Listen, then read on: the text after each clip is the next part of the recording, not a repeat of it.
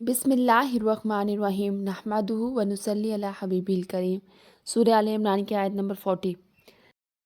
قال رب أنا يكون لي غلام وقد بلغني الكبر وامرأتي عاقر قال كذلك الله يفعل ما يشاء۔ زکریا نے کہا، اے پروردگار، میرے ہاں لڑکا کیوں کر پیدا ہوگا کہ میں تو بوڑھا ہو گیا ہوں اور میری بیوی بانجھ ہے۔ خدا نے فرمایا، اسی طرح خدا جو چاہتا ہے کرتا ہے۔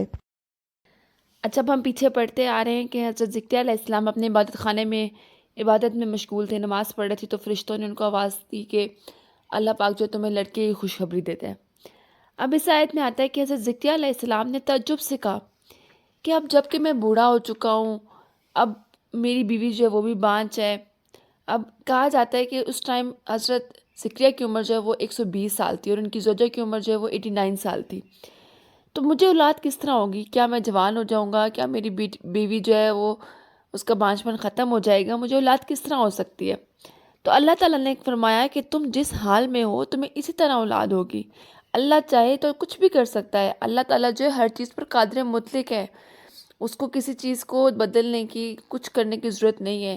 اللہ جو چاہے کن فرماتا ہے اور وہ ہو جاتا ہے۔ اس کی وجہ سے آیت نمبر 41۔ قال رب اجعل لي آية قال آيتك ألا تكلم الناس 3 أيام إلا رمزا واذكر ربك كثيرا وسبح بالعشي والإبكار۔ زکریا نے کہا، پروردگار میرے لیے کوئی نشانی مقرر فرما دے۔ فرمایا، تمہاری نشانی یہ ہے کہ تم لوگوں سے 3 دن تک اشارے کے سوا بات نہ کر سکو گے، تو ان دنوں میں اپنے پروردگار کی کثرت سے یاد اور صبح و شام اس کی تسبیح کرنا۔ اچھا دیکھیں، آپ کو جب کوئی ایک بہت انیکسپیکٹڈ سی چیز پتہ چلتی ہے کہ یہ ہونے لگی ہے، ہو رہی ہے، تو آپ کو ایک فطری طور پہ ایک اللہ تعالیٰ نے انسان کے اندر یہ رکھا ہے کہ اس کو یقین نہیں آتا، اس کو مشکل ہو رہا ہوتا ہے کہ میں اس چیز پہ یقین کروں۔ تو جب حضرت زکریا علیہ السلام کو اتنے عرصے بعد اور اس حالت میں کہ جب وہ بوڑھے ہو چکے تھے، ان کی بیوی بانجھ ہے، اللہ نے بیٹے کی خوشخبری سنائی، تو ان کو اس حد تک ان کا تعجب بڑھ گیا کہ انہیں یقین نہیں آ رہا تھا۔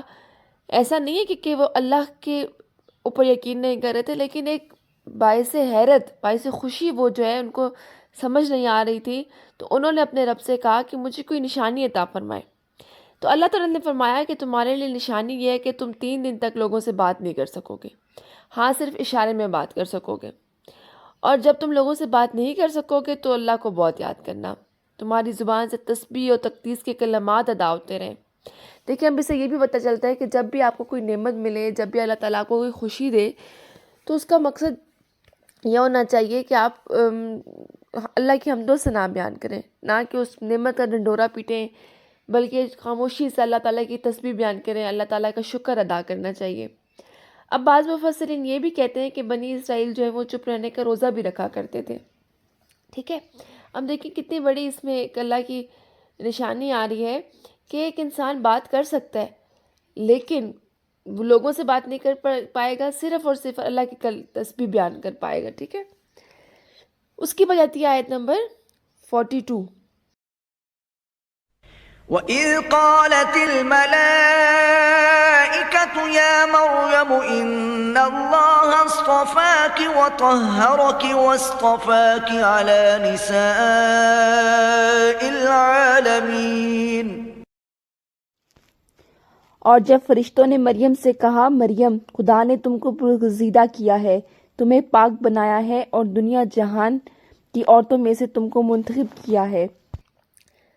اچھا، جب فرشتوں نے کہا کہ اے مریم، بے شک اللہ نے تجھے چن لیا، تو یہ فضیلت اپنے زمانے کے اعتبار سے تھی، یا کہ وہ بہترین عورتوں میں سے تھی کہ اس زمانے کی عورتیں جو تھیں ان میں بہترین عورت جو ہے وہ حضرت مریم کو اللہ تعالیٰ نے چن لیا۔ اللہ تعالیٰ نے خود فرمایا کہ میں نے مریم کو تمام جہانوں پر چن لیا۔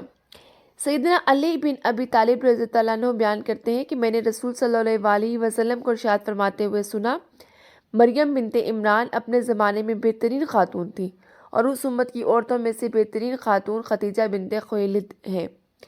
یہ بخاری شریف کی حدیث ہے، ٹھیک ہے۔ اسی طرح سیدنا ابو موسیٰ اشعری رضی اللہ تعالیٰ عنہ بیان کرتے ہیں کہ رسول صلی اللہ علیہ وسلم نے فرمایا کہ مردوں میں سے بہت سے مرد کامل ہوئے، لیکن عورتوں میں سے مریم بنت عمران اور آسیہ زوجہ فرعون ہی کامل ہوئی ہیں۔ یہ مسلم شریف کی حدیث ہے۔ اسی طرح ایک اور حدیث میں بھی ملتا ہے کہ سیدنا انس رضی اللہ تعالیٰ عنہ بیان کرتے ہیں کہ رسول صلی اللہ علیہ وسلم نے فرمایا جذبہ قربانی اور صبر و استقامت کا سبق حاصل کرنے کے لیے تمام جہانوں کی عورتوں میں تمہارے لیے مریم بنت عمران، خدیجہ بنت خولید، فاطمہ بنت محمد اور آسیہ زوجہ فرعون کافی ہیں۔ یہ ترمذی کی حدیث ہے۔ دیکھیے یہ 4 عورتیں جو ہیں ان کا حدیثوں میں ذکر ملتا ہے۔ حضرت آسیہ کے بارے میں آپ جانتے ہیں کہ وہ فرعون کے محل میں کس طرح رہی، انہوں نے کتنے مظالم سہے۔ حضرت خدیجہ کے بارے میں آپ جانتے ہیں کہ وہ اپنے دور کی سپر وومن تھیں، ان کے پاس وہ اتنی بہترین وہ ٹریڈر تھیں کہ بڑے بڑے جو ٹریڈر تھے ان کے سامنے کچھ بھی نہیں ہوتے تھے۔